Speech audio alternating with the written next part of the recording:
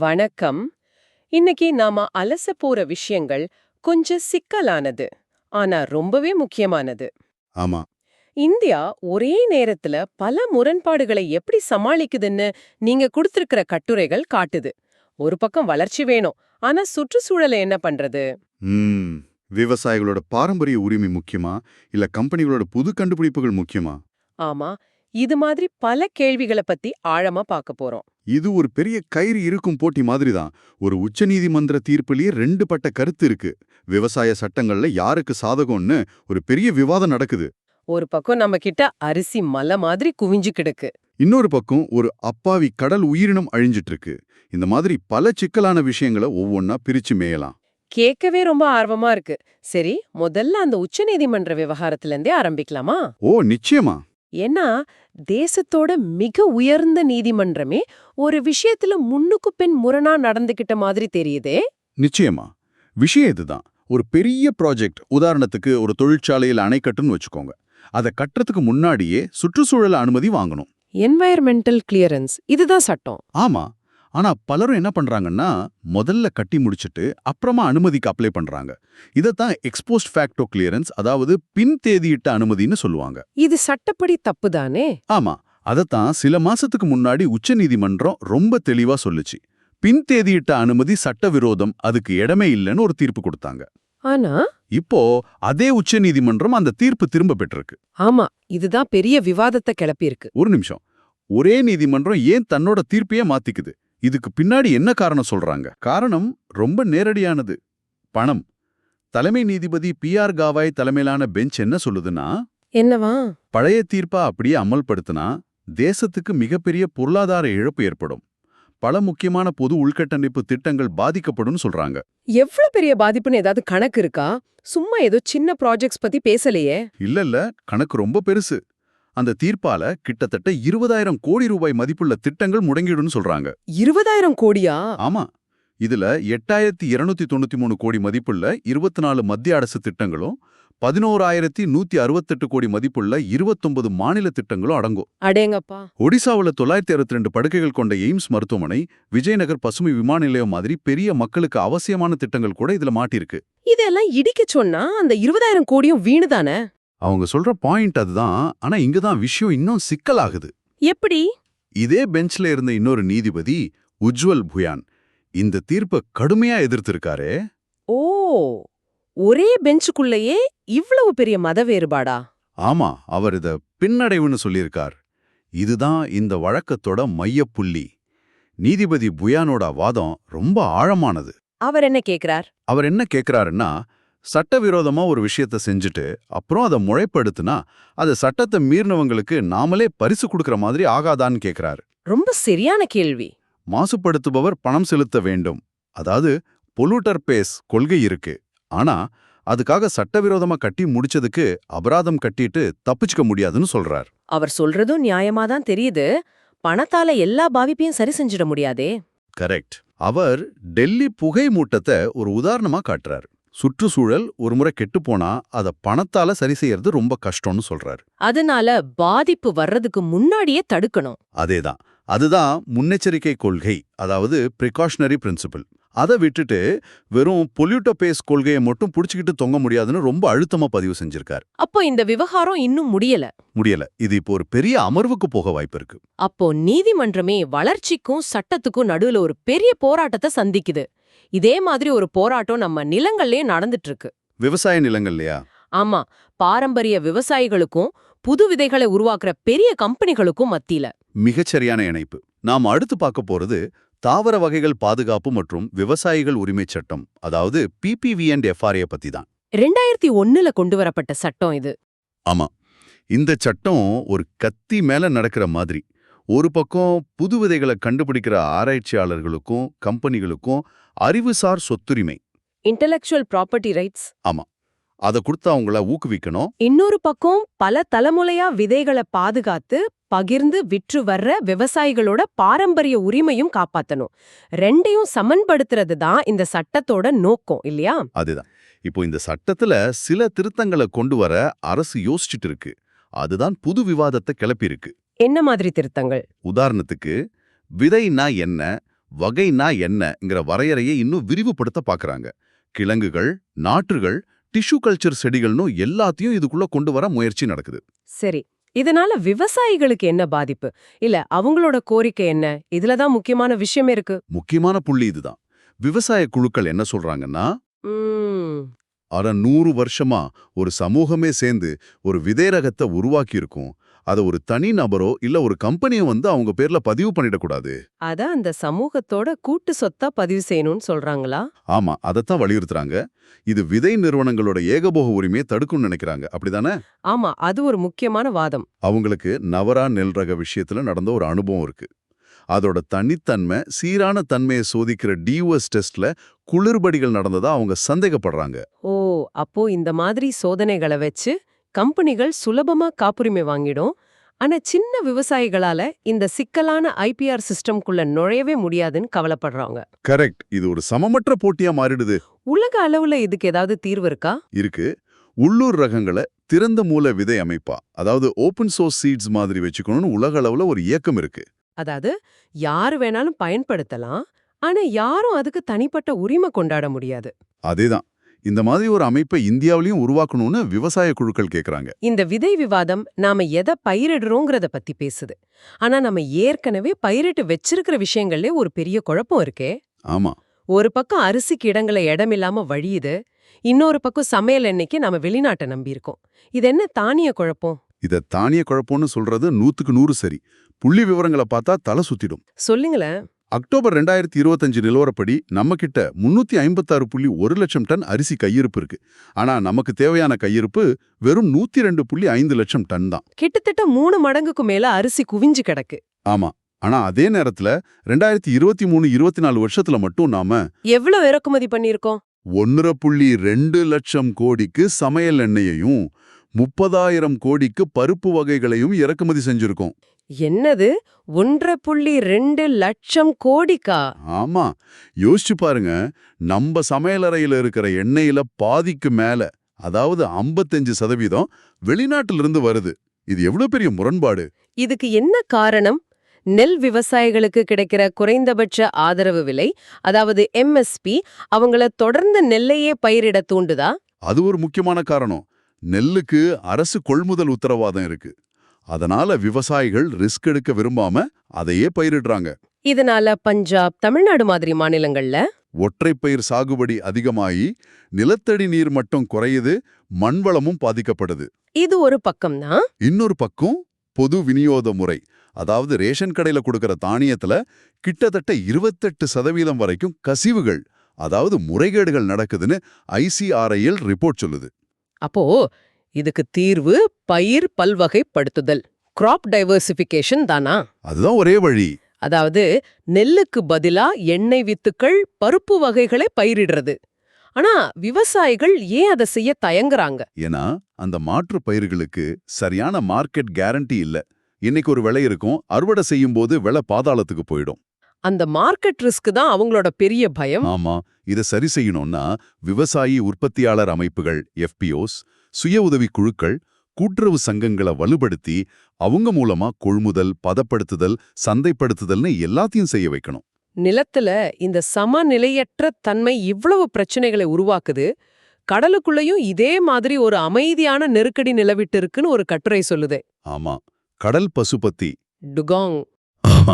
கடல் பசுன்னு செல்லமா அழைக்கப்படுற டுகோம், இந்த சாதுவான கடல்வாழ் உயிரினம் இந்திய கடல் பகுதியில அழிவின் விளிம்பில் இருக்குன்னு IUCN அறிக்கை எச்சரிக்குது. இது பாக்குறதுக்கு சாதுவா இருந்தாலும் கடற்கரையோர சூழலுக்கு இது ரொம்பவே முக்கியம்னு சொல்றாங்களே, அது எப்படி? அதோட பங்கு என்ன? டுகோங்குகள் கடல் புல்வெளிகளை மேயுது. இதனால அந்த புல்வெளிகள் ஆரோக்கியமா வளருது. இந்த கடல் புல்வெளிகள் காடுகளை விட பல மடங்கு வேகமா கார்பனை உறிஞ்சு சேமிச்சு வைக்கும் ஒரு பெரிய கார்பன் கிடங்கு. ஓ, அப்படியா? அது மட்டும் இல்ல, ஒரு ஆய்வு என்ன சொல்லுதுன்னா, டுகோங்குகள் இருக்கிற பகுதிகளில் மீன் உற்பத்தி வருஷத்துக்கு 2 கோடி ரூபாய் வரைக்கும் அதிகரிக்குதாம். அதனால இது ஒரு சூழலியல் பொறியாளர் மாதிரி. அப்படிப்பட்ட ஒரு முக்கியமான உயிரினம் அழிய என்ன காரணம்? மீன்பிடி வலைகள்ல சிக்கிறது தானா? அது ஒரு முக்கிய காரணம். அதோட வாழ்விட சீரழிவு, படகுகள் மோதுறது, மாசுபாடுன்னு பல காரணங்கள் இருக்கு. சமீபத்திய ஆய்வுல ஒரு அதிர்ச்சியான விஷயம் தெரிஞ்சிருக்கு. இறந்த டுகோங்குகளோட உடம்புல ஆர்சனிக், காட்மியம், மெர்க்குரி மாதிரியான அபாயகரமான உலோகங்கள் அதிகமா இருந்திருக்கு. அடக்கடவுளே! இதோட இனப்பெருக்கு விகிதமும் ரொம்ப குறைவு. அதனால இதோட எண்ணிக்கை குறைஞ்சா அது மீண்டு வர்றது ரொம்ப ரொம்ப கஷ்டம். இப்போ எங்கெல்லாம் இருக்கு இது? இப்போதைக்கு மன்னார் வளைகுடா, கட்ச் வளைகுடா, அந்தமான் நிக்கோபார் தீவுகள்ல மட்டும்தான் கொஞ்ச நெஞ்சம் இருக்கு. நாம இதுவரைக்கும் பார்த்தது எல்லாமே ஒருவிதமான சமநிலை குறித்த போராட்டங்கள் தான். நீதிமன்றம், விவசாயம், உணவு, சுற்றுச்சூழல்னு. இப்போ உள்கட்டமைப்பு வளர்ச்சிக்கும் மக்களின் உண்மையான நல்வாழ்வுக்கும் இடையிலான சமநிலைய பத்தி பாப்போம். சரி. சாதாரண மக்களும் விமானத்துல பயணிக்கணும்னு கொண்டு வரப்பட்ட உடான் திட்டம் பத்தி ஒரு செய்தி இருக்கே. ஆமா. உடான் திட்டத்தை இன்னும் விரிவுபடுத்தி மாற்றி அமைக்கப்பட்ட உடான் திட்டத்துக்காக 30,000 கோடி ஒதுக்குறதுக்கு அரசு முன்மொழிஞ்சிருக்கு. 30,000 கோடியா? ஆமா. இதுல 18,000 கோடி ரூபாய் புதுசா விமான நிலையங்கள், ஓடுதளங்கள், ஹெலிபாடுகள் கட்டுறதுக்கும் மீதி 12,000 கோடி விமான நிறுவனங்களுக்கு மானியம் கொடுக்கறதுக்கும் பயன்படுத்தப்படும். இதோட இலக்கு என்ன? முதல் யூடான் திட்டத்துல என்னதான் பிரச்சனை வந்தது? ஏன் இப்போ ஒரு மாற்றியமைக்கப்பட்ட திட்டம் தேவைப்படுது? அடுத்த 10 வருஷத்துல இன்னும் 120 இடங்களை விமான சேவை மூலமா இணைச்சு 4 கோடி புது பயணிகளை விமானத்துல பயணிக்க வைக்கிறது தான் இலக்கு. சரி. முந்தைய திட்டத்துல பல சவால்கள் இருந்துச்சு. நிலம் கையகப்படுத்துறதுல தாமதம், சின்ன விமான நிலையங்கள்ல வசதிகள் இல்லாதது, சின்ன ரக விமானங்கள் போதுமான அளவு இல்லாததுன்னு பல பிரச்சனைகள். இந்த புது திட்டம் அந்த இடைவெளிகளை நிரப்ப முயற்சிக்கும், அப்படிதானே? ஆமா. குறிப்பா மலைப்பகுதிகள், வடகிழக்கு மாநிலங்கள், பின்தங்கிய மாவட்டங்களுக்கு இது பெரிய உதவியா இருக்கும். அப்போ ஒரு பக்கம் நம்ம விமான நிலையங்களை கட்டி மக்களை இணைக்க பாக்குறோம். ஆனா மக்கள் உண்மையிலே சந்தோஷமா இருக்காங்களா? இதுதான் அடுத்த கேள்விக்கு நம்மள கொண்டு வருது. உலக மகிழ்ச்சி அறிக்கை 2025.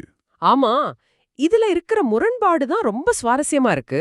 ரொம்பவே சுவாரஸ்யமான முரண்பாடு. இந்த அறிக்கைப்படி ஃபின்லாந்து தொடர்ந்து முதலிடத்துல இருக்கு. ஆனா வேகமா வளர்ந்து வர்ற பொருளாதாரமான இந்தியா 118வது இடத்துல இருக்கு. அது கூட பரவாயில்ல. கடும் பொருளாதார நெருக்கடியில இருக்கிற பாகிஸ்தான் நமக்கு முன்னாடி 109வது இடத்துல இருக்கு.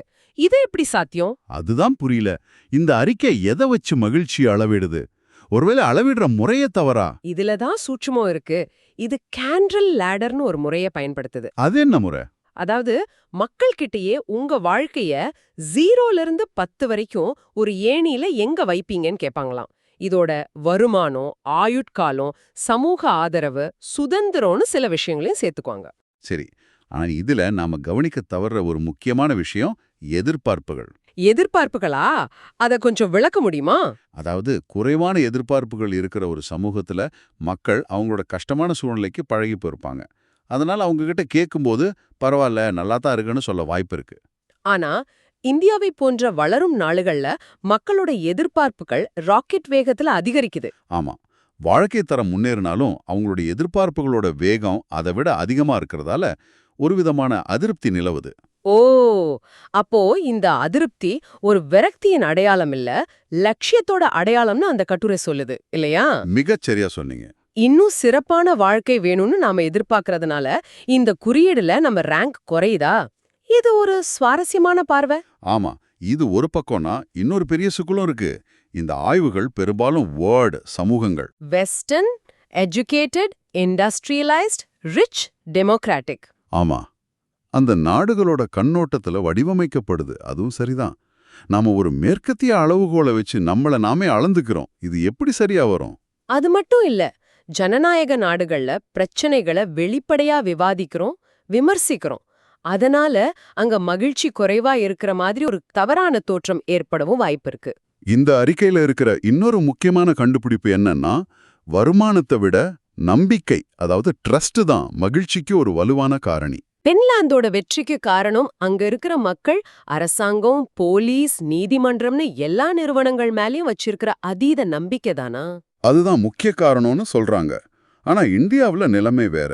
இங்க நிறுவனங்கள் மேல நம்பிக்கை ஏற்ற இறக்கமா இருந்தாலும் குடும்பம், நண்பர்கள், சமூகம் மேல நாம வச்சிருக்கிற நம்பிக்கை ரொம்ப வலுவானது. ஆமாம்.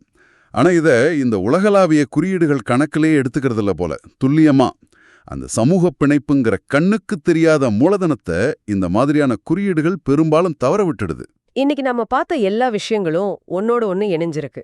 நீதிமன்றங்கள், வளர்ச்சிக்கும் சுற்றுச்சூழலுக்கும் நடுவுல ஒரு கயிறை பிடிச்சு தொங்குது. விவசாய கொள்கைகள் பாரம்பரியத்துக்கும் புதுமைக்கும் நடுவுல ஒரு வழியை தேடுது. ஒரு பக்கம் தானிய கிடங்கு வழியுது, இன்னொரு பக்கம் அத்தியாவசிய பொருளுக்கு நம்ம இறக்குமதியை நம்பியிருக்கோம். ஆமா, தொலைதூர நகரங்களுக்கு விமானம் விடுற அதே நேரத்துல ஒரு தேசத்தோட மகிழ்ச்சினா உண்மையில என்னங்கிற ஒரு ஆழமான கேள்வியும் நம்ம எதிர்கொள்றோம். இதெல்லாத்துலயும் ஒரு பொதுவான இழைய பார்க்க முடியுது. பழைய அமைப்புகளுக்கும் ஒரு முழுமையான நிலையான சமத்துவமான ஒரு புது அணுகுமுறைக்கும் இடையே ஒரு பெரிய பதக்கரம் நிலவுது. ஆமா. இறுதியா உங்களுக்காக ஒரு சிந்தனை. இன்னைக்கு நம்ம விமான நிலையங்கள், அணைகள்னு கண்ணுக்கு தெரியற உறுதியான உள்கட்டமைப்புகளை சமநிலைப்படுத்துறத பத்தி பார்த்தோம். ஆனா அந்த மகிழ்ச்சி அறிக்கை காட்டுற மாதிரி ஒருவேளை மிக முக்கியமான சமநிலை கண்ணுக்கு தெரியாத ஒன்றா இருக்கலாம். அது நம்ம ஒவ்வொருத்தரோட தனிப்பட்ட லட்சியங்களுக்கும் நம்ம ஒருத்தர் மேல ஒருத்தர் வச்சிருக்கிற கூட்டு நம்பிக்கைக்கும் இடையிலான சமநிலை. நல்ல பாயிண்ட். இந்தியா தன்னோட வளர்ச்சியை தொடரும்போது இந்த நம்பிக்கை உள்கட்டமைப்பை நம்ம எப்படி உருவாக்க போறோம் சிந்திச்சு பாருங்க. வணக்கம், இது தி டீப் டைவ். நீங்க பகிர்ந்து கொண்ட தகவல்களை வச்சு இன்னைக்கு நாம ஆழமா அலச போறோம். உங்க குறிப்புகளை பார்க்கும்போது ஒரு விஷயம் ரொம்ப சுவாரஸ்யமா இருந்துச்சு. பன்றிகளை தாக்கும் ஒரு சின்ன வைரஸ், போர்க்களத்தையே மாத்தும் ஒரு ஏவுகணை, நம்ம உடம்புக்குள்ளேயே நடக்கும் ஒரு யுத்தம், அப்புறம் கடலுக்கடியில ஒளிஞ்சுகிட்டு இருக்கிற ஒரு திமிங்கலம்னு நம்ம கண்ணுக்கு தெரியாத, நம்ம பெருசா கண்டுக்காத பல விஷயங்கள் உலகத்தை எப்படி மாத்திக்கிட்டு இருக்குன்னு பார்க்க போறோம். ஆமா, இது ஒரு நல்ல கோணம். பெரும்பாலும் பெரிய விஷயங்களை தான் நம்ம கவனிப்போம். ஆனா இந்த சின்ன மறைவான விஷயங்களுக்குள்ளதான் பெரிய தாக்கமே அடங்கி இருக்கு. சரி, எங்க இருந்து ஆரம்பிக்கலாம்? அசாம்ல இருந்து ஆரம்பிக்கலாம். ஆப்பிரிக்க பன்றி காய்ச்சல் காரணமா பன்றிகளோட நடமாட்டத்துக்கு மாநில அரசு தடை விதிச்சிருக்கு. இது ஏதோ சாதாரண காய்ச்சல் மாதிரி தெரியலையே. இல்லவே இல்ல. ஆப்பிரிக்க பன்றி காய்ச்சல், அதாவது ஆப்பிரிக்கன் ஸ்வைன் ஃபீவர் இல்லனா ASF, பன்றி வளர்ப்பு துறையில ஒரு சிம்ம சொப்பனம். இது பன்றிகளையும் காட்டு பன்றிகளையும் மட்டும் தாக்கக்கூடிய ஒரு வைரஸ் நோய். ஓ, நல்ல விஷயம் என்னன்னா இது மனுஷங்களுக்கோ இல்ல மாடு, ஆடு போன்ற மற்ற கால்நடைகளுக்கும் பரவாது. அப்போ ஏன் இவ்ளோ பெரிய தடை? பன்றிகளுக்கு மட்டும்தான் என்ன பெரிய பாதிப்பு வந்துட போகுது? பாதிப்பு ரொம்பவே அதிகம். இந்த நோய் வந்தா இறப்பு விகிதம் கிட்டத்தட்ட 90% வரைக்கும் இருக்கும். என்னது, 100%? ஆமா, தடுப்பூசியோ மருந்தோ எதுவும் கிடையாது. இதோட உண்மையான பாதிப்பு பன்றிகளோட இறப்புல மட்டும் இல்ல. அசாம் மாதிரியான மாநிலங்கள்ல சின்ன சின்ன பன்றி பண்ணைகள் தான் பல குடும்பங்களோட வாழ்வாதாரம். இந்த ஒரு வைரஸ் ஒரு முழு சமுதாயத்தோட பொருளாதாரத்தையே நிலைகுலை செய்ய சக்தி கொண்டது. ஓ, இப்போ புரியுது. இது வெறும் நோய் இல்ல, ஒரு பொருளாதார பிரச்சனை. இந்த வைரஸ் எப்படி இவ்ளோ வேகமா பரவுது? அதான் இதுல இருக்கிற பெரிய சவால். இந்த வைரஸ் ரொம்பவே பிடிவாதமானது. சுற்றுச்சூழல்ல ரொம்ப நாள் உயிரோட இருக்கும். நம்ம துணி, செருப்பு, வண்டியோட டயர்னு எதுல வேணாலும் ஒட்டிக்கிட்டு பயணம் பண்ணும். அப்போ பதப்படுத்தப்பட்ட பன்றி இறைச்சி மூலமாகவும் பரவுமா? ஹாம், சாசேஜ் இதுல எல்லாம்? ஆமா, நிச்சயமா. அதனாலதான் மனிதர்களோட நடமாட்டம் இதை பரப்புவதில் பெரிய பங்கு வகிக்குதுன்னு சொல்றாங்க. அப்போ தடுக்கிறது ரொம்ப கஷ்டம். ஒரு கண்ணுக்கு தெரியாத வைரஸ நம்மால கட்டுப்படுத்த முடியலன்னு சொல்றீங்க. இது ஒரு விதமான பாதுகாப்பு பிரச்சனை. சரி, இப்போ இன்னொரு விதமான பாதுகாப்புக்கு வருவோம். ஒரு நாட்டை பாதுகாக்க வடிவமைக்கப்பட்ட ஆனா தடுக்கவே முடியாத ஒரு ஆயுதத்தை பத்தி பார்க்கலாம். ATCMS ஏவுகணைகள். உக்ரைன் இதை பயன்படுத்தி இருக்கிறதா உங்க குறிப்புகள்ல இருக்கு. ஆமா, ஏடாகமஸ், அதாவது ஆர்மி டாக்டிக்கல் மிசைல் சிஸ்டம். இதை ஒரு சாதாரண ஏவுகணைன்னு நினைச்சிடக்கூடாது. 1980கள்ல சோவியத் யூனியனோட பீரங்கிகளுக்கு பதிலடி கொடுக்க அமெரிக்கா இதை உருவாக்கிச்சு. இன்னைக்கு போர்க்களத்தோட விதிகளை மாத்தி எழுதுற ஒரு ஆயுதமா இது இருக்கு. இதோட சிறப்பம்சம் என்ன? 305 கிலோமீட்டர் தூரம் வரைக்கும் தாக்குதல் நடத்தும்னு இருக்கு. அதுவா? அது ஒரு விஷயம். ஆனா அதோட உண்மையான பலம் வேற. இதை இப்படி கற்பனை பண்ணி பாருங்க. இந்த ஏவுகணை வானத்துல ரொம்ப உயரத்துக்கு போயிட்டு கிட்டத்தட்ட செங்குத்தா நம்ப முடியாத வேகத்துல கீழே இறங்கி இலக்கை தாக்கும். எதிரி நாட்டு ரேடார்கள் இதை பார்க்கறதுக்குள்ள இலக்கழிஞ்சிருக்கும். அதனால இதை இடைமறிச்சு அழிக்கிறது ரொம்ப ரொம்ப கஷ்டம். நிஜமாவா? அப்போ இது ஒரு ஷூட் அண்ட் ஸ்கூட் ஆயுதம் மாதிரி. ஏவுகணையை ஏவிட்டு வான் பாதுகாப்பு அமைப்புகள் பதில் தாக்குதல் நடத்துறதுக்குள்ள அந்த இடத்தை விட்டு நகர்ந்துட முடியுமா? சரியா சொன்னீங்க. M42 ஹெமர்ஸ் போன்ற நடமாடும் லான்ச்சர்கள்ல இருந்து இதை ஏவ முடியும். அதனால ஏவிய சில நிமிஷங்கள்ல அந்த இடத்தை காலி பண்ணிடலாம். எதிரிக்கு எங்க இருந்து தாக்குதல் நடந்துச்சுன்னே தெரியாது. அதுதான் இதோட தந்திரோபாய முக்கியத்துவம். அதோட இதுல 2 விதமான வெடிமுனைகளை பயன்படுத்தலாம். ஒன்னு பெரிய கட்டிடங்களை தாக்குற சக்தி வாய்ந்த ஒற்றை வெடிமுனை. இன்னொன்னு ஒரு பெரிய இடத்துல நூற்றுக்கணக்கான சின்ன சின்ன குண்டுகளை வீசக்கூடிய கிளஸ்டர் வகை. இது ஒரு ஆயுதத்தை விட ஒரு உளவியல் ரீதியான அச்சத்தையும் எதிரிக்கு கொடுக்கும். கண்ணுக்கு தெரியாத வைரஸ், தடுக்க முடியாத ஏவுகணை, அடுத்து நாம பார்க்க போறதும் ஒரு கண்ணுக்கு தெரியாத எதிரி தான். ஆனா இந்த எதிரி நமக்கு வெளியே இல்ல, நமக்குள்ளே இருக்கான். ஆன்டி பாஸ்போலிபிட் சிண்ட்ரோம், அதாவது ஏபிஎஸ். ஆமா, ஏபிஎஸ் இப்படி புரிஞ்சுக்கலாம். உங்க வீட்டு காவலாளி திருடனை பிடிக்கிறதுக்கு பதிலா உங்களையே திருடனை நினைச்சு தாக்குற மாதிரி. ஓ, நம்ம உடம்போட பாதுகாப்பு சிஸ்டமான நோய் எதிர்ப்பு அமைப்பு நம்ம உடம்புக்கே எதிரா திரும்புது. அது சில அசாதாரண ஆன்டிபாடிகளை உருவாக்கி நம்ம உடம்புல இருக்கிற புரதங்களை தாக்குது. இதனால என்ன ஆகும்? இதோட விளைவு தான் ரொம்ப அபாயகரமானது. இரத்தம் வந்து தேவையில்லாத இடங்கள்ல எல்லாம் கெட்டியாக ஆரம்பிக்கும். இந்த இரத்தக்கட்டுகள் கால், நுரையீரல், மூளைன்னு எங்க வேணும்னாலும் உருவாகலாம். இதனால சின்ன வயசுலயே மாரடைப்பு, பக்கவாதமெல்லாம் வரலாம். அந்த 29 வயசு நபருக்கு அதுதான் நடந்திருக்கு இல்லையா? ஆமா, அதுதான். கர்ப்பிணி பெண்களுக்கு இது இருந்தா கருச்சிதைவு ஏற்படக்கூட வாய்ப்பு இருக்கு. இது ரொம்பவே பயமுறுத்துற மாதிரி இருக்கு. இதுக்கு ஏதாவது அறிகுறிகள் இருக்குமா? அதுதான் இதுல இருக்கிற சிக்கல். சிலருக்கு இந்த ஆன்டிபாடிகள் உடம்புல இருந்தாலும் எந்த அறிகுறியுமே வெளியே தெரியாது. அப்படியா? ஆமா, இதுக்கு முழுமையான சிகிச்சையும் கிடையாது. ஆனா மருந்துகள் மூலமா இரத்தக்கட்டுகள் உருவாகிற அபாயத்தை குறைக்க முடியும். இது பெரும்பாலும் பெண்களை தான் அதிகமா பாதிக்குது. நம்ம உடம்பே நமக்கு எதிரா திரும்புற ஒரு விசித்திரமான நோயை பத்தி பேசணும். இதுக்கு நேர்மாறா ஒரு சமூகம் எப்படி பலாயிரம் வருஷமா ஒன்னா சேர்ந்து தங்களை காப்பாத்திக்கிற ஒரு கொண்டாட்டத்தை பத்தி பாப்போமா? இமாச்சல பிரதேசத்தோட ரவுலனே திருவிழா 5000 வருஷம் பழமையானதுன்னு உங்க குறிப்பு சொல்லுது. 5000 வருஷங்கள் யோசிச்சு பாருங்க. எகிப்திய பிரமிடுகள் கட்டப்பட்ட காலத்துல இருந்து ஒரு பாரம்பரியம் இன்னிக்கும் உயிரோட இருக்கு. இந்த ரவுலனே திருவிழா கின்னோர் மாவட்டத்துல கல்பாங்கிற இடத்துல நடக்குது. அவங்க நம்பிக்கைப்படி குளிர்காலத்துல சவுனின்னு சொல்ற வானுலக தேவதைகள் அவங்கள பாதுகாக்குதான். அதுக்கு நன்றி சொல்ற விதமா தான் இந்த கொண்டாட்டம். இதுல 2 ஆண்கள் கல்யாணம் செஞ்சுக்கிற மாதிரி ஒரு சடங்கு இருக்குன்னு படிச்சேன்.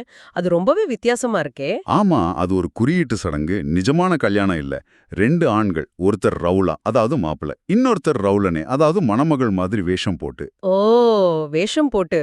ஆமா, அந்த ரததைகளோட வடிவமா மாறுறாங்க. அவங்க கனமான கம்பளி ஆடைகள், நகைகள், விசித்திரமான முகமூடிகள் எல்லாம் போட்டுக்கிட்டு நாகின் நாராயணன் கோவில்ல ஒரு தியானம் மாதிரி மெதுவா நடனாடுவாங்க. இது வெறும் சடங்கில்ல, இமயமலையோட பழமையான கலாச்சாரத்தையும் இயற்கையோட அவங்க கொண்டுள்ள உறவையும் பாதுகாக்கிற ஒரு முக்கியமான நிகழ்வு. ஒரு சமூகம் தன்னைத்தானே பாதுகாத்துக்கிற ஒரு பழமையான வழிய பார்த்தோம்.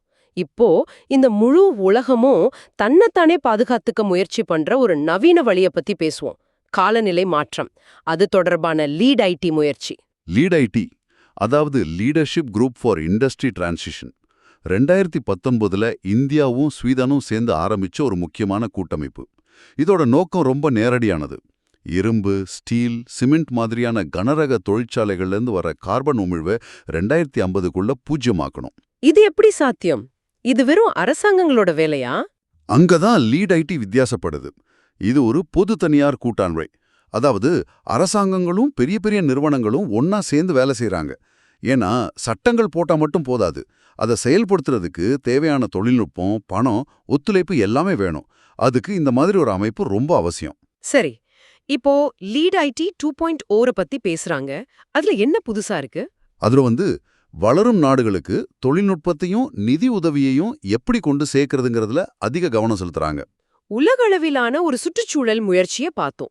இப்போ நம்ம அன்றாட வாழ்க்கையில மறைஞ்சிருக்கிற ஒரு ரசாயன ஆபத்தை பத்தி பேசலாம். டெட்ரா குளோரோ எத்திலீன், பேர் சொல்றதுக்கே கஷ்டமா இருக்கு. ஆமா, இத பெர்க்ளோரோ எத்திலீன் இல்லனா சுருக்கமா பிசிஇன்னு சொல்லுவாங்க. இது ட்ரை கிளீனிங்ல துணிகளை சுத்தப்படுத்தவும், தொழிற்சாலைகள்ல கிரீஸ் போன்ற கரைகளை நீக்கவும் பயன்படுத்துற ஒரு வேதிப்பொருள். ஓ, அப்போ இது நம்மள எப்படி பாதிக்குது? ட்ரை கிளீனிங் பண்ணி வாங்குற கோட்ல இது இருக்குமா? நிச்சயமா இருக்க வாய்ப்பு இருக்கு. அதான் இதுல இருக்கிற பிரச்சனை. இது காட்டுல ரொம்ப மெதுவா தான் கரையும். அதனால காத்துல கலந்து ரொம்ப தூரம் பயணிக்கும். தொழிற்சாலை கழிவுகள் மூலமா நிலத்துல கலந்து நிலத்தடி நீரையும் பாதிக்கும். நாம குடிக்கிற தண்ணீர் மூலமா கூட நம்ம உடம்புக்குள்ள வரலாம். இதோட பாதிப்புகள் எப்படி இருக்கும்? அதிக அளவுல இதை சுவாசிச்சா தலைச்சுற்றல், மயக்கம்ல இருந்து மரணம் வரைக்கும் கூட ஏற்படலாம். நீண்ட காலத்துல கல்லீரல் நோய்களை உண்டாக்கலான்னு உங்க குறிப்பு சொல்லுது. இதுவும் ஒரு கண்ணுக்கு தெரியாத ஆபத்து தான். இந்த மாதிரி ஆபத்தான ரசாயனங்கள் இல்லாம இயற்கையான ஒரு பொருளை நோக்கி போவோமா? Viscose stable fibre VSF. இதுக்கு இருந்த தரக்கட்டுப்பாட்டு ஆணைய அரசாங்கம் ரத்து செஞ்சிருக்கு. முதல்ல இது என்ன ஃபைபர்? VSF ஒரு வகையில செயற்கை பருத்தின்னு சொல்லலாம். ஆனா இது பிளாஸ்டிக் மாதிரி இல்ல. மரக்கூழ், பருத்தி கழிவுகள் மாதிரி இயற்கையான பொருட்களை வச்சு தயாரிக்கப்படுற ஒரு இழை. அதனால இது இயற்கையாவே மக்கும் தன்மை கொண்டது. ஓ, குணத்துல பார்த்தா கிட்டத்தட்ட பருத்தி மாதிரியே இருக்கும். நல்ல காத்தோட்டமா ஈரத்தை உறிஞ்சிற தன்மை கொண்டதா இருக்கும். அப்போ ஏன் பருத்திக்கு பதிலா இதை பயன்படுத்தணும்? பருத்தியோட ஒப்பிடும்போது இதுல சில நல்ல விஷயங்கள் இருக்கு. மற்ற இழைகளோட ரொம்ப சுலபமா கலக்க முடியும். இதோட சாயம் சீக்கிரத்துல போகாது. அதனால ஆடை தொழில்ல இதை அதிகமா பயன்படுத்துறாங்க. அரசாங்கம் தரக்கட்டுப்பாட்டை ரத்து செஞ்சது ஒருவேளை உற்பத்தியை அதிகரிக்கவோ இல்ல இறக்குமதியை சுலபமாக்கவோ இருக்கலாம். இது ஜவுளித்துறைக்கு ஒரு பெரிய மாற்றமா இருக்கலாம்.